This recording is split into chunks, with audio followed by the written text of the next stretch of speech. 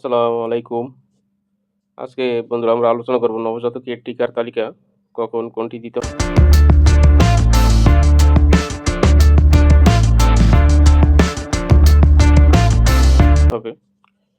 নবজাতকের জন্মের পর থেকে তার সুস্থতা ও রোগ প্রতিরোধ ক্ষমতা গড়ে তোলার জন্য নির্দিষ্ট সময় অনুযায়ী টিকা দেওয়ার খুবই জরুরি। টিকা শুধু শিশুকে বিভিন্ন রোগ থেকে সুরক্ষিত রাখে না, বরং অনেক মারাত্মক সংক্রমণ রোগের ঝুঁকি কমিয়ে তার দীর্ঘমেয়াদী স্বাস্থ্য সুরক্ষা নিশ্চিত করে। নতুন বাবা-মা হিসেবে অনেকেই টিকা দান প্রক্রিয়া সম্পর্কে পুরোপুরি ধারণা না থাকায় নবজাতকের জন্যে কোন টিকা কখন প্রয়োজন তা জানা নেই। আমরা আজকে এই ভিডিওর মাধ্যমে সে বিষয়গুলো আজকে আপনাদের ধারণা দেওয়ার চেষ্টা করব। নবজাতকের টিকার তালিকা কখন কোনটি দিতে হবে, একজন অভিভাবক হিসেবে আপনার উচিত জন্মের পর শিশুর টিকা নিশ্চিত করা, যেমন বিসিজি, পোলিও এবং হেপাটাইটিস বি। নবজাতকের জীবনের প্রথম কয়েকদিনের মধ্যেই দেওয়া হয় বলে একে নবজাতক শিশুর প্রথম টিকা বলা হয়। এগুলো টিবি, পোলিও এবং হেপাটাইটিসের মতো মারাত্মক রোগের বিরুদ্ধে প্রাথমিক সুরক্ষা দেয়। এরপর নির্দিষ্ট সময় পর শিশুর বয়স অনুযায়ী ডিপথেরিয়া, হুপিং কাশি, টিটেনাস, হাম, রুবেলা, মেনিনজাইটিস সহ আরও বিভিন্ন রোগের টিকা দেওয়া হয়। প্রতিটি টিকার নির্দিষ্ট কার্যকারিতা এবং প্রয়োজনীয়তা রয়েছে, যা শিশুর বিভিন্ন বয়সে বিভিন্ন রোগের প্রতিরোধ ক্ষমতা গড়ে তোলে।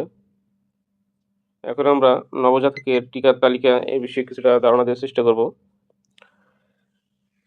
শিশু জন্মের পর থেকে তার সুরক্ষা জন্য সরকারি ও বেসরকারি উদ্যোগে বিভিন্ন টিকাদান কর্মসূচি আয়োজন করা হয়। যেমন বিশ্ব স্বাস্থ্য সংস্থা WHO এর মান ও নির্দেশনা অনুযায়ী এই সকল টিকা অতি সাবধানতার সহিত সঠিক পরিমাণে শিশুর যথাযথ বয়সে প্রদান করা হয়। আমরা আপনাদের সেই বিষয়ে কিছুটা ধারণা দেওয়ার চেষ্টা করব। দেখতে বন্ধুরা, নবজাতক শিশুর টিকার তালিকায় কোন টিকাগুলো কখন দিতে হবে সে বিষয়ে এখন আপনাদের ধারণা দেওয়ার চেষ্টা করব।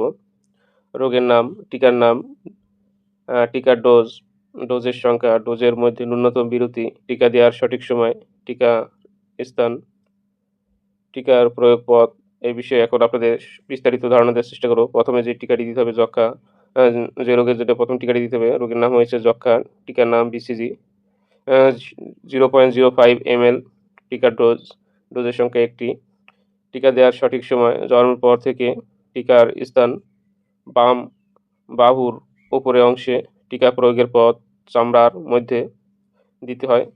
দ্বিতীয় যে টিকাটি রয়েছে সেই রোগটি দ্বিতীয় যে টিকাটি দিতে হবে সেটা হচ্ছে পেন্টাভাইলেন্ট, মূলত ডিপথেরিয়া, হুপিং কাশি, ধনুষ্টঙ্কার, hepatitis B, haemophilus influenza B এই রোগের জন্যে। টিকার ডোজের পরিমাণ 0.5 ml, ডোজের সংখ্যা মূলত 3টি, ডোজের মধ্যে ন্যূনতম বিরতি 4 সপ্তাহ পর, টিকা দেওয়ার সঠিক সময় 6 সপ্তাহ থেকে 10 সপ্তাহ, 14 সপ্তাহ, টিকার দেওয়ার স্থান বাম উরুর মধ্যভাগে বহিরাংশে এবং টিকা প্রয়োগ পথ মাংসপেশিতে দিতে হয়। তারপরে রয়েছে রোগের নাম হচ্ছে নিউমোকাল অথবা নিউমোনিয়া, টিকার নাম PCV, টিকার ডোজ 0.5 ml, ডোজের সংখ্যা 3টি, ডোজের মধ্যে ন্যূনতম বিরতি 4 সপ্তাহ, টিকা দেওয়ার সঠিক সময় 6 থেকে 10 সপ্তাহের মধ্যে, টিকার স্থান যেখানে টিকা দিতে হবে ডান উরুর মধ্যভাগে বহিরাংশে এবং টিকার প্রয়োগ পথ মাংসপেশি। তারপর রয়েছে এখন যে টিকাটি দিতে হবে, রোগের নাম হাম ও রুবেলা, টিকার নাম MR, টিকার ডোজের পরিমাণ 0.5 ml, ডোজের সংখ্যা মূলত 2টি, টিকা দেওয়ার সঠিক সময় 9 মাস থেকে 15 মাস বয়স পূর্ণ হলে, টিকা স্থান, টিকা দানের স্থান মূলত ডান উরুর মধ্যভাগের বহিরাংশে। এই টিকাটি যেখানে দিতে হবে চামড়ার নিচে হবে। নবজাতকের মূলত পোলিও হেপাটাইটিস, এটি মূলত টিকার নাম IPD বা ফ্র্যাকশনাল, এটি 0.1 ml, ডোজের সংখ্যা 2টি, ডোজের মধ্যে বিরতির মূলত 8 সপ্তাহ,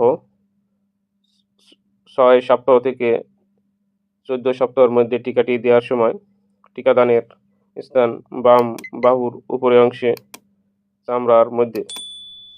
তো বন্ধুরা, টিকার বিষয়ে কিছুটা আপনাদের ধারণা দেওয়ার চেষ্টা করলাম। আশা করি আপনারা অনেক উপকৃত হবেন। সবাই ভালো থাকবেন, সুস্থ থাকবেন। আল্লাহ হাফেজ।